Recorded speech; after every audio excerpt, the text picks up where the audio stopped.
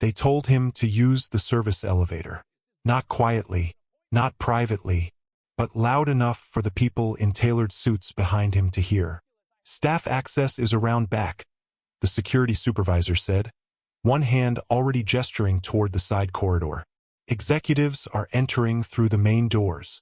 The lobby of Arden Global shimmered with glass, marble, and polished confidence, the kind of place where power felt permanent. Conversations softened as nearby executives slowed their steps, curiosity pulling their attention toward the exchange. A few assistants glanced up from their tablets. Someone smirked. Someone else whispered. In the middle of it all stood Marcus Ellison, tall, composed, holding a single leather briefcase.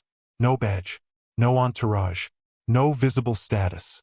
Just a black man standing in a space that had already decided who he was. "I'm expected," Marcus said calmly. The supervisor laughed. Not harshly, just enough to signal control. "Sir, today's a closed event." A white executive nearby leaned toward his colleague. "Every time," he muttered, shaking his head. They shared a quiet chuckle. Marcus nodded once. Understood, and he stepped aside. Not because he believed them, but because he understood something they didn't. He rode the service elevator alone, its metal walls humming softly as it climbed. The air was different there, less polished, more honest. He loosened his shoulders and breathed out slowly. He remembered other elevators, other moments of being underestimated, other rooms where his presence had been questioned before his words ever were. The summit upstairs was already in motion.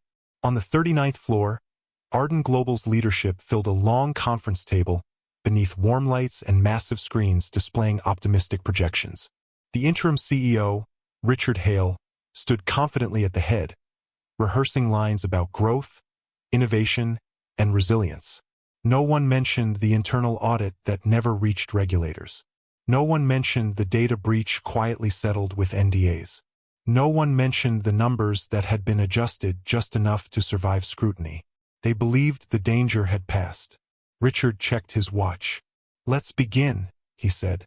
"Investors are expecting stability." That's when the door opened.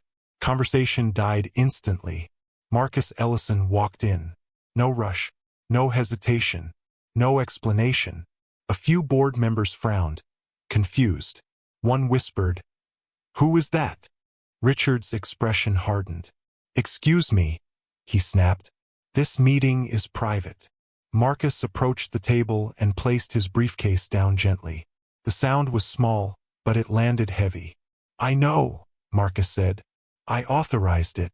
Someone laughed. Nervously. "That's not funny." Marcus opened the briefcase and slid a document across the table. "I acquired controlling interest in Arden Global this morning," he said.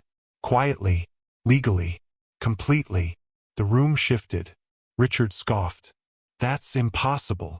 Marcus tapped the paper. "Majority stake, 53%. Screens around the room flickered on. Financial timelines, shell corporations, transfer records. One by one, faces drained of color. "That breach you buried?" Marcus continued. "I saw it before you erased it. The earnings you adjusted? I have the originals. The whistleblowers you silenced? They spoke to me." Security moved toward him. Marcus didn't turn. "You might want to check your earpieces," he said calmly. They did, and stopped. At the doorway stood the same lobby supervisor, frozen. His posture collapsed under realization. Marcus turned back to the table. "I didn't come here for revenge," he said. "I came here for truth." Richard stood abruptly. "This is a setup." "It's accountability," Marcus replied. "Something this building isn't used to."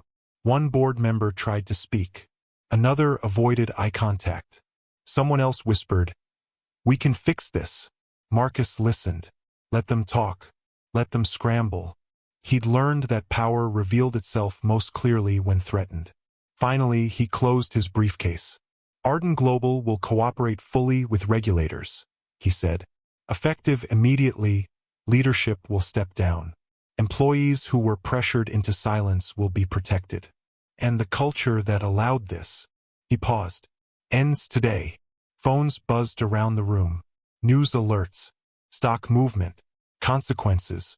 Richard sank into his chair.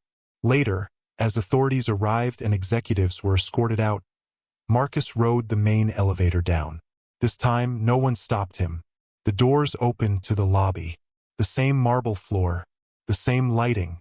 The same supervisor stood near the entrance, suddenly small in a space that once empowered him. Their eyes met. Marcus walked past without a word, because the lesson didn't need repeating. Some people mistake silence for absence. Some mistake composure for weakness. And some believe power belongs only to those who announce it loudly. But real power waits, observes, and moves when the moment is undeniable. Marcus stepped outside into the city air, the building towering behind him. He hadn't raised his voice. He hadn't asked for permission. He hadn't demanded respect. He had simply taken his place. And the world had been forced to adjust. If you enjoyed this story and want more like it, like the video, subscribe to the channel, and tell us where you're watching from.